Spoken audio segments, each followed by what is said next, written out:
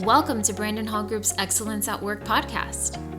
You will hear from industry leaders covering innovative, cutting-edge business, learning, and HR topics that weave current market research and technology into each episode.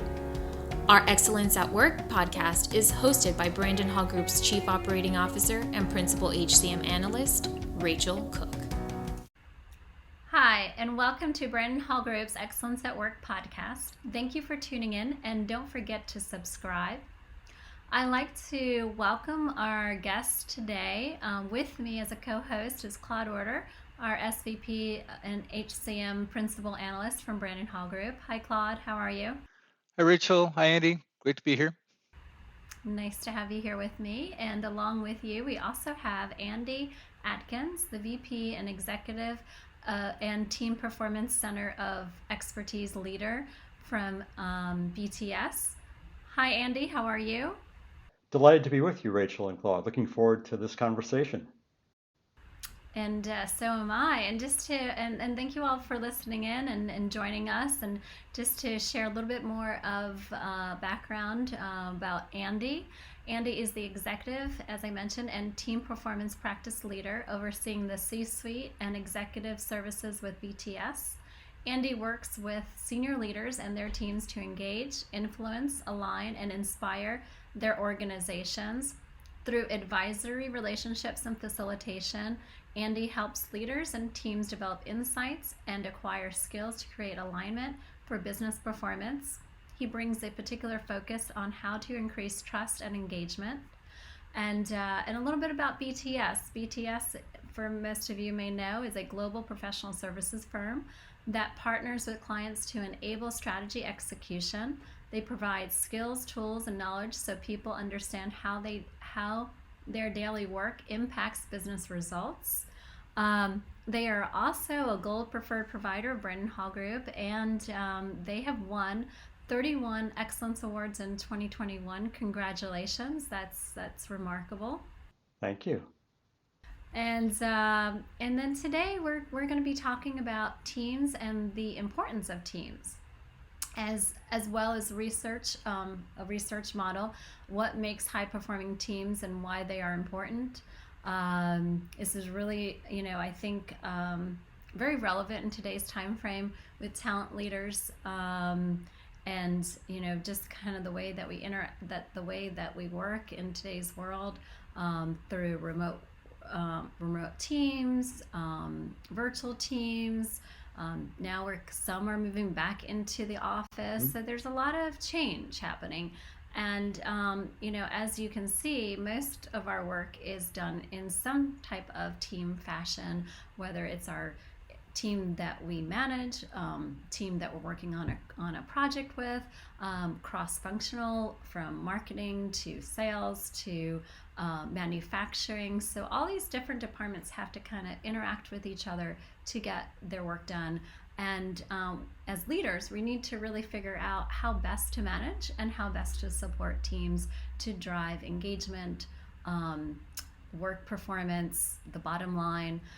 So, Andy, I'd love for you to kind of share with us, what from what you're seeing and the work you're doing, what makes teams so important in today's workplace? Well, picking up on a thread that you started with, Rachel, a lot of what we're seeing here is a lot of complexity that's happening, and the need, because of shifts in the way that we're operating, be that hybrid workplaces, working globally, working remotely, the ability for folks to coordinate activity effectively in teams and bring together diverse perspectives to solve complex problems is more important now probably than it's ever been, because you have an opportunity for kind of multifaceted problem solving when you bring together diverse capabilities. And quite frankly, given the volatility, the VUCA world that we live in, the ability for organizations to be more agile and adaptive and to pivot to meet those complex situations is very much a function of how well their teams can operate and they can bring those diverse perspectives together. Absolutely. And Claude, what are you seeing from our research? Well, Andy is absolutely right. Teams are really important, and our research shows that in 77% of organizations, at least half of all work is achieved by teams, and that's only going to increase in the next couple of years. However, really less than half of organizations say they're really prepared to leverage teams effectively to meet the future demands of their business. And the other thing our research found, which I was really striking to me, is that only 11% of organizations believe that their team members understand their roles, trust each other, and leverage governance and technology to collaborate effectively and reach team and business goals. So there's a big gap between the importance of teams Hmm. and the ability of organizations to really take advantage of what strong teams have to offer. Yeah, I can agree more. And it's interesting as we've looked at our research over the last decade. We always see companies report the importance of teams, but there's such a disconnect in what they're doing about it Yep. or the opportunities and learning opportunities that they offer. So, Andy, what makes teams uniquely able to address the increasing complexity that we all know that we can't that we need to be able to handle? Right. Well, in thinking about teams, let's take the specific case of teams that have very different types of members on them, as opposed to a team that has a lot of the same kinds of folks on it. When you're looking at that diversity of capability, the diversity of experience, the diversity of backgrounds that's being brought together, that really provides the opportunity to create, uh, as I said before, a multifaceted approach. You've got multiple perspectives, you've got broader information, and by bringing that rich mix together, you have the opportunity for increased creativity and increased innovation that can happen to address the kinds of problems that are increasingly facing teams. Now, that happens though only if the team has the skills and the capabilities, because otherwise, it's not really a team. You might think of it as a gaggle, like a gaggle of geese. They really aren't coordinated in any effective way, which goes right to the heart of what Claude was saying. If you have a deficit in the skills around teaming, in the capabilities that teams need to have to be truly effective, you're not going to get the lift. Right, right. And that's very valid, making sure that you have the right mix of the different skill sets. And it doesn't mean that everyone has to have the same skill set.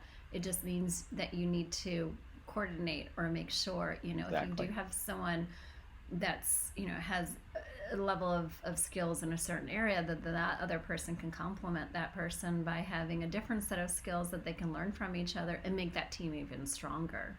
Absolutely. And it also provides the opportunity for integrated action when you have the skills that allow them to get the lift and to leverage and to collaborate effectively with each Hmm. other and between the team and other teams as well. And this doesn't often happen on its own. And how do you think, or how do you think about high performing teams? How are they structured? Well, we think of a high performing team in a particular way. And the thing that characterizes high performing teams in the research that we've done is that a high performing team sets free the genius of its members to create the extraordinary together. And that's a pretty high bar that we're setting for this. But what we're really looking at is in a time like we're in now, where there's economic uncertainty, a lot of complexity, there's a real premium on teams being effective.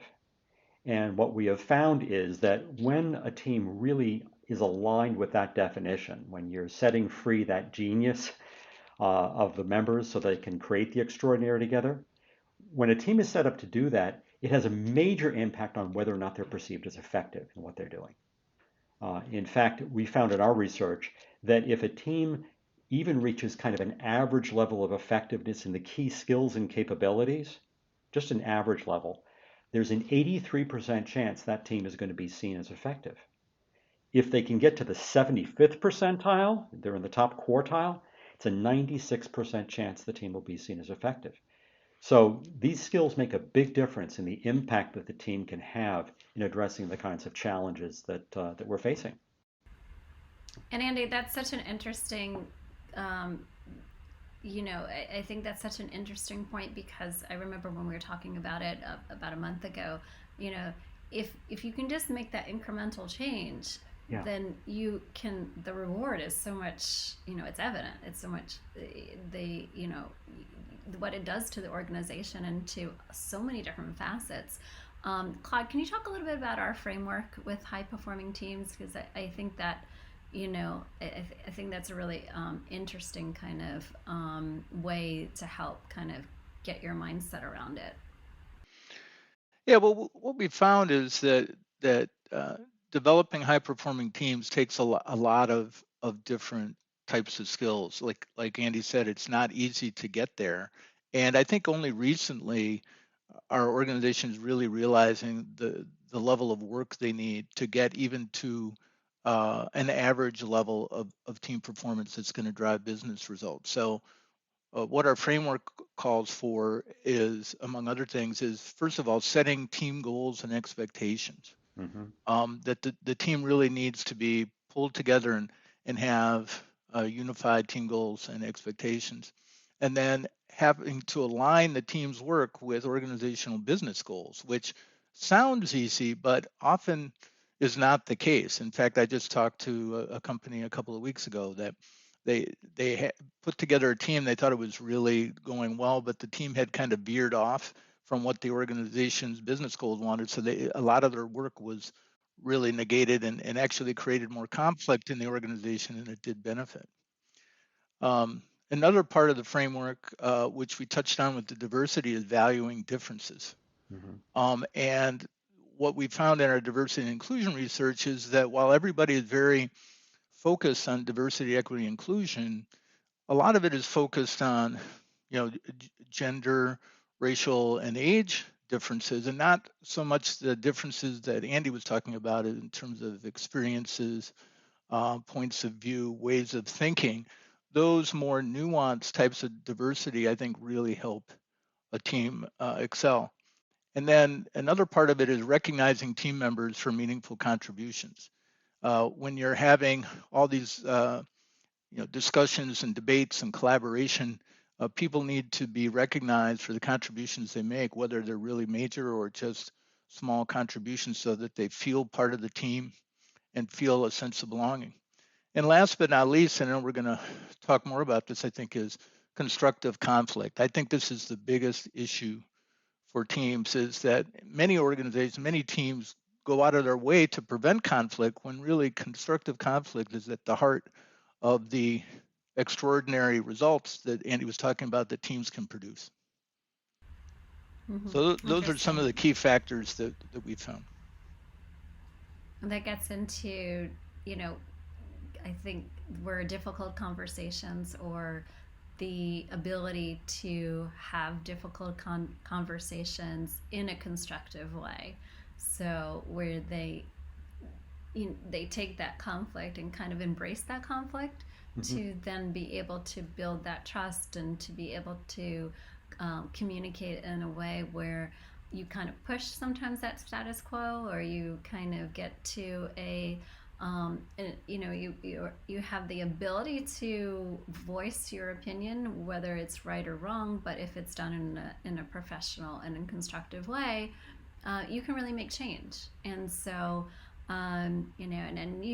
we all see there's so many different programs out there, and workshops and strategies to help support these, and to help develop the skills and have these difficult conversations. And we talk a lot about also the internal side of teams.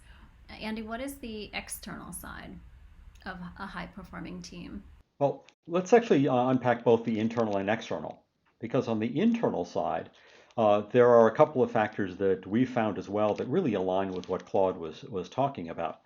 One of them is the importance of psychological safety, of that sense of belonging that a team has, and the high degree of trust that a team can have. And we've been doing research for well over a decade on what contributes to trust. So we have a pretty good understanding of how that operates on teams, and how you can make that happen. And when you create those conditions and the opportunity for people to feel that sense of belonging, That's a really key condition to that idea of setting free that I talked about in our definition of high performance. When you're setting free the genius, you're giving people a safe place to be able to bring themselves fully into the dialogue.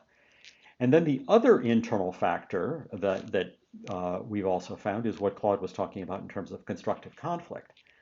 And that one is really recognizing the unique genius that the people have and the ability to engage around those differing perspectives.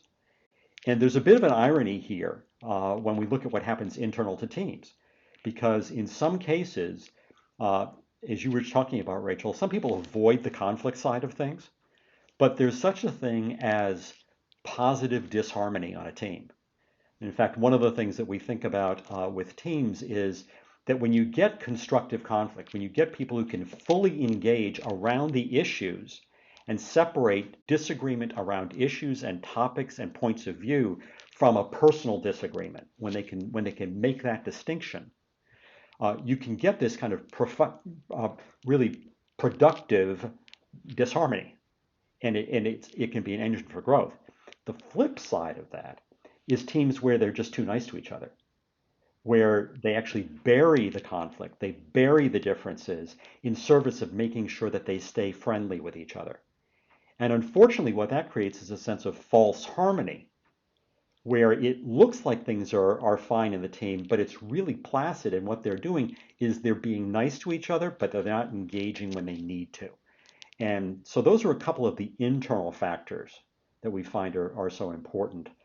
Now, the other things that Claude was talking about also go to the area of the external factors to the team. And when you were talking about the importance of having goal alignment and really thinking about the good of the enterprise, that's also something we found in our research as well. That if one of the hallmarks of a high performing team is that they solve for the enterprise good as opposed to solving for the good of an individual part of the team or just for the team itself. So the goal alignment is really clear. They understand how their team contributes to the enterprise. And if they have those constructive conflict situations, rather than trying to cut the baby, if you will, and solve it and go for an either or solution of one answer or the other, they find both and solutions that serve the organization's need. They take the enterprise perspective, so they raise the dialogue, they raise the perspective to a strategic level. And that's one of the hallmarks on the external side. The other one is the ability for them to collaborate not just internal to the team, but between the team and other teams. And so their awareness of who their stakeholders are and how the team operates within the system of the organization becomes a key factor in whether or not that team is actually effective. So a lot that aligns with the research you were citing, Claude, and that we've seen with so many of our clients as we work with them, particularly in things like how do you coordinate a whole value chain that's made up of teams. And Andy, don't you think that, I mean, I think what you said, I just want to underscore that the positive disharmony really can't come without that psychological safety, because people aren't going to be willing to kind of, argue with each other a little bit if they don't feel safe, if they think they're going to be less than by disagreeing. Yeah, yeah. I not only agree with that, I think there's the opportunity for a virtuous circle here. Let me describe it really quickly. If you have the psychological safety, it can provide you with a basis for being able to have the constructive conflict because you know that people's intentions are good. Conversely, if you can have constructive conflict, it can reinforce the trust that you have with each other because it becomes very clear that when we're engaging, this is not personal conflict, it's business conflict. And as such, I can trust your good intent. You're not attacking me, we're exchanging ideas. We're looking for the best solution for the enterprise. And so you get the opportunity for both aspects on the internal to reinforce each other. And in order to do that effectively, I think before you really have to kind of set some parameters and guidelines. Yes. And what's acceptable and what's not acceptable, because you want to be careful too. You kind of like a husband and wife. once you say something, you can't say it back. You can't take it Yeah. back. So, you have to be mindful of that. But I think with the right structure in place and the right, um, and again, if it's not something that your team is accustomed to doing, it's worth going through an exercise, a workshop, Hmm. some type of safe, environment where you're Hmm. allowed to exercise your voice and how you react to other people and feedback, to make sure, again, it doesn't have to be so measured, but at the same time, you want to go into this with still being respectful of each other, and, in essence, getting your voice heard without the detriment of taking something away from somebody else. And so what, to get to this point, what are the roles of team leaders in the effectiveness of the team? Well, I think you started teeing that up beautifully, Rachel, in terms of the comment you were just making. Because one of the things that a team leader can do is set the parameters, create the container, if you will, for the team, establish norms and expectations with the team about how the team is going to work together. That may be a matter of team operating principles. It may be a matter of reinforcing cultural norms about what's acceptable and what's not acceptable. And from that point of view, it may also involve investing in developing the skills and capabilities of the team members so that teaming behaviors become something that they can call on very easily, that they can bring to the front. The other aspect around this is for a team leader to have a real sense of what's the highest calling they can have in the team.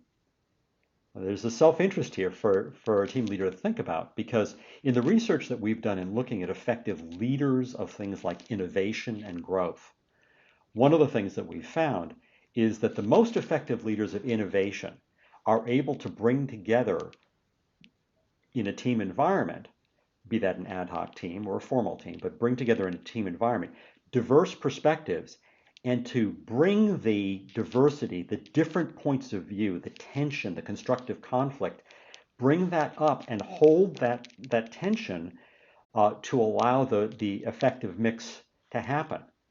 It's a matter of being able to turn the heat up a little bit and let that bubble some in order to get good ideas. Now, to do that, you've got to recognize that you need to be taking care of and paying attention to how the team is operating. So you've got that guardian role, if you will, with the team to create that psychological safety, the safe space for them to do that in. The other thing about this is you've got to think about what your role is in doing that as a leader, because the role you're playing here is the one who enables the conflict, not the one who solves the problem herself.